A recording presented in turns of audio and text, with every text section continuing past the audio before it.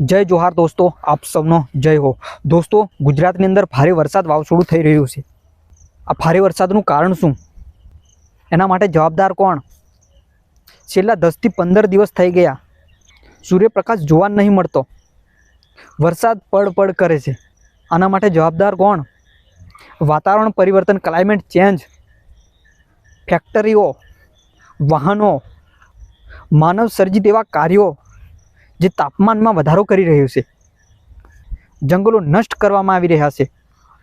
નબળું આયોજન, અયોગ્ય વ્યવસ્થા, પુલ તૂટી રહ્યા છે, રસ્તાઓ બગડી રહ્યા છે, ઘણી જગ્યાએ પાણી ભરાઈ જાય છે, પૂરો આવે છે, ખેડૂતોનો પાક બગડી રહ્યો છે, ઘણા આદિવાસી લોકોના ઘરો ભાંગી જાય છે. આદિવાસી લોકો નાની ખેતી સાથે સંકળાયેલા લોકો છે. એ લોકોનો આ રીતે પાક બગડી જશે તો એ લોકો ખાતર બિયારણ લીધું એટલું પણ એમને પાકી નહીં રહે. આદિવાસી લોકો, ખેડૂત ભાઈનો આમાં કોઈ વાંક જ નહીં. પ્રકૃતિ અને પર્યાવરણ નુકસાન પહોંચાડ્યા વગર એમના હિતમાં જીવન જીવનારી એ પ્રકારની જીવનશૈલી એમની છે.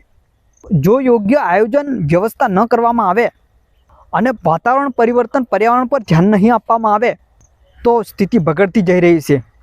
ધ્યાન આપવું પડશે, જીવનશૈલી બદલવી પડશે. જય જોહાર.